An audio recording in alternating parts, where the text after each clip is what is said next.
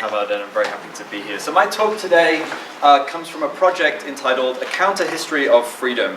For much of human history, Orlando Patterson contends, and for nearly all of the non-Western world prior to Western contact, freedom was, and for many still remains, anything but an obvious or desirable goal.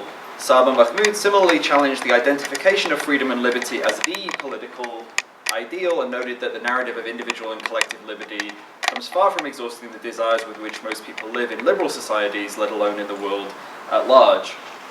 For much of the long 18th century, freedom was viewed as suspect, if not presumptively undesirable. Freedom took shape in proximity to bondage, imprisonment, indebtedness, and other kinds of coercion and exploitation. Free labor, free movement, all the way through to free speech, were defined by their proximity to deracination, destitution, and otherwise undesirable conditions. Freedom as a word for nothing left to lose. Freedom then remains one of the Enlightenment's stranger, if not more pernicious, bequests, yet it remains far from clear that we can do without it. Hence the more pertinent question, beyond noting that freedom can be far from good and often quite bad, becomes how freedom might be reinvented, reclaimed, and reappropriated. And it's with a view to thinking through these questions, the tangled roots of freedom and our capacity to reimagine it, that I turn here to two contemporary examples from African American fiction and Japanese film. And these are possible endpoints for an analysis that will otherwise be focused on literary production and political culture of the British Atlantic world during the long 18th century. The topic of freedom, I want to suggest, particularly benefits from examination in the longue durée and a world ecological approach. The story of capitalism, Raj Patel and Jason Moore argue, is a global one from the belly out. That story may begin with enclosure and deforestation. As grain prices stagnated and labour became more expensive over the 15th century, English landlords took advantage of demographic collapse to appropriate vacated peasant holdings. In a process that was accelerated after 1500, a growing share of the land was removed from customary use, rents no longer had to be reasonable, the commons were seized and lands grabbed. Peasants were forced either to leave the land or to offer the only thing they had left to sell, their labour. In this sense, their labour was free, Patel and Moore continue, but then proceed with deadpan irony to note that its sale was uncoerced by anything other than poverty and prison terms for vagrancy.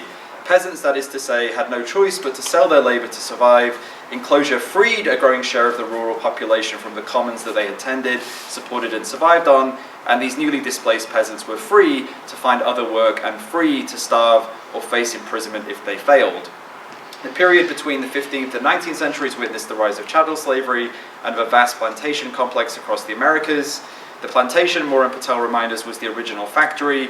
By this they point not only to brutal working practices which combined a Hobbesian state of war with a ruthless biopolitical machine, they also point to the highly mechanized, regimented, streamlined nature of plantation labor and to its global scope and attendant ecological transformation and damage. From here, Moore and Patel, and I think you're probably all familiar with these arguments now, trace a trajectory from the rise of sugar to the ascent of the chicken McNugget. To paraphrase Dolly Parton, it takes a lot of expropriation, ecological devastation, and coerced labour to look that cheap. Most pertinent here is cheap work, sustained by cheap care and, for the time being, cheap energy, in turn sustained by cheap food. Much as the ascent of 19th century industrial production in England was sustained by a wider Atlantic economy of coerced labour and transformed ecologies, so today's cheap work is sustained in a more chaotic and explicitly self-defeating fashion by a cycle of high sugar, low nutrition and fast food. Delicious Foods, a 2015 novel by James Hanahan, narrates the story of Darlene, an African-American mother who falls into a downward cycle of poverty, drug use and depression following the murder of her husband, who was lynched and burned alive by the Ku Klux Klan in a small southern town. That murder is described in gruesome detail as leaving his corpse like a rack of pork ribs and as a sculpture that resembles driftwood in ways that recall the often lurid, gruesomely compelling art of Kara Walker, who designed the book's cover. Darlene appears to find an escape from her problems when, at the behest of a seductive older woman promising her the world, she enters a minibus bound for delicious foods. At that bucolic farm, Darlene is told, she'll be compensated for her low-wage labour with luxury accommodations and clean living, as well as healthcare and daycare. Sounds like kind of Johnson City a century earlier. She pictures a horn of plenty filled with green and red peppers, bananas and carrots and grapes, all cold, crispy, fresh and wet with the morning dew. But this promise is a trap. The farm, in an unknown state, they don't know where they're going or being taken in these minivans, in an unknown state the workers describe as Louisiana, Florida, identifiable only by the dark birds that circle overhead, is closer to a work camp or indeed a slave plantation. The accommodations are barracks filled with animal waste and chicken feathers. The exorbitant costs of accommodation and their original transportation are added to rolling debt, which includes demerits and harsh punishments, probably like the factories from which many of our cell phones were delivered. Darlene finds herself in an effective state of indenture, obligated like a trepanned 18th century soldier for the cost of her passage, forced to pay down a debt that continues to escalate, in part through her efforts to escape that condition through the crack cocaine she purchases on credit from the farm's unscrupulous managers. The workers are provided with pasty sandwiches, souring milk, and off-brand yogurts as their sustenance, but never get to sample the luscious fruits they manufacture, which are instead destined to sit on Italian marble counters and to be eaten by blonde children who will let their sweetness ooze and dribble over their tongues and out the corners of their mouths, and they're kept captive. The characters in the book draw a distinction between their condition and slavery, and this is the distinctive narrative voice that appears in alternating chapters that actually belongs to a crack pipe, which narrates half of the book. Everybody on the farm always comparing what they'd done to the olden days, but they're exaggerating because they're angry. Didn't nobody get paid back then? Ain't that the definition of slavery? You don't get paid, and if you had signed a fucking contract and agreed to the debt they kept piling on, everybody be quietly arguing on the definition of that shit all the time. While the connections with slavery are dismissed here, we're supposed to distrust this narrative voice, not least because it belongs to a crack pipe. At any rate, binary questions, slavery or not, become beside the point. The book superimposes low-wage labor, debt, imprisonment, and the legacies of slavery to suggest conjunctures in which the promise of freedom dissolves. Wage slavery, debt bondage, social death. Shoplifters, the 2018 film directed by Hirokazu Koreeda, tells the story of an unwieldy Japanese family unit who live in a cramped house of dubious legality, taking in young strays and subsisting on a variety of scraped-together incomes, including from rogue fishing and shoplifting. And I'll do my best to avoid spoilers if you haven't seen the film but want to. The depiction of Japan in the film is a distinctly unvarnished one. And Allison has given an account of post-war Japan as a society in which Japanese of varying ages can no longer procure a place of belongingness in such basic institutions as family, school, and workplace, and who struggle for survival in both economic and existential terms, compounded by the nuclear disaster.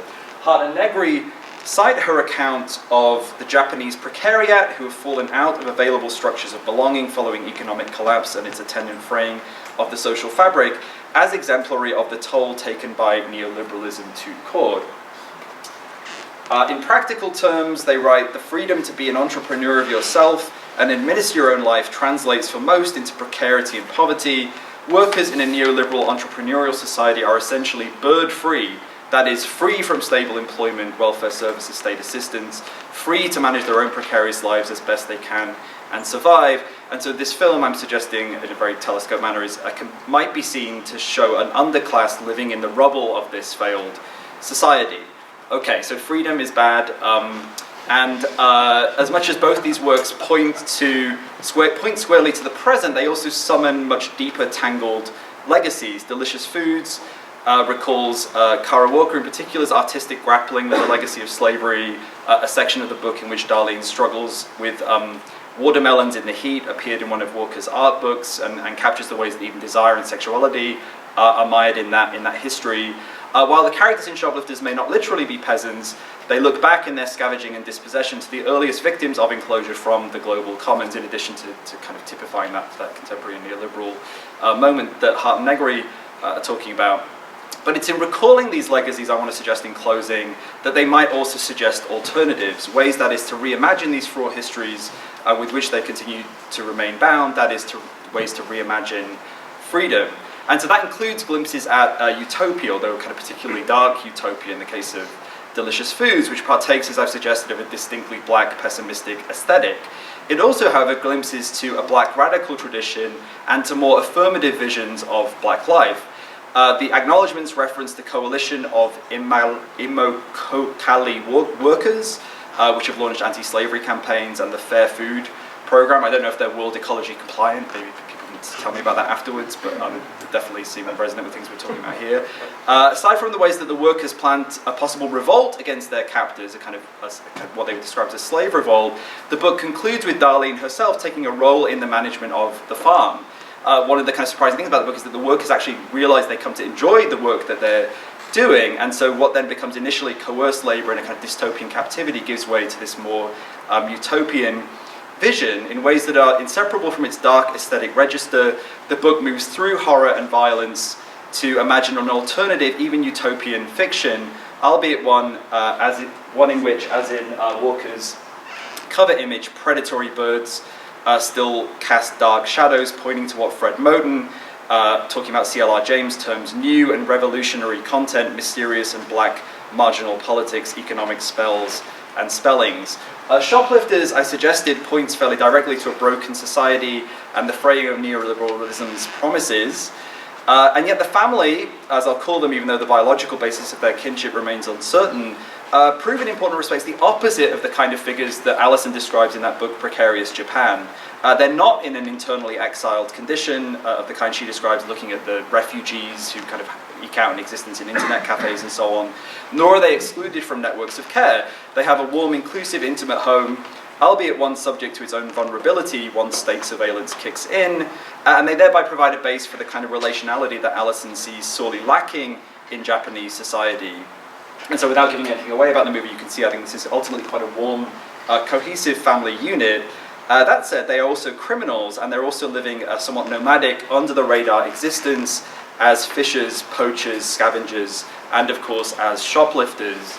And so I'm running out of time, so I'll just very quickly kind of skip over the kind of culmination of this argument. But basically, in his 1972 lecture course, not this one, Michel Foucault, the 1972 lecture course, The Punitive Society, Foucault recalls the pervasiveness of popular illegalisms before their takeover by the bourgeoisie, and the notion of the society prior to disciplinary control and its class correlates was one characterized by a restive, resistant population. And so in The Birth of Biopolitics, he sketches a large-scale shift in thinking about crime between the modern liberal and neoliberal era, in which the criminal goes from being a kind of demonized, morally abhorred figure to being construed in economic terms. And one of the ways he talks about it is as shoplifting, which can now be kind of a crime construed in economic terms. But I think in the figure of the shoplifter, we can kind of harken back to these kind of earlier imaginaries before this larger kind of penal, punitive turn.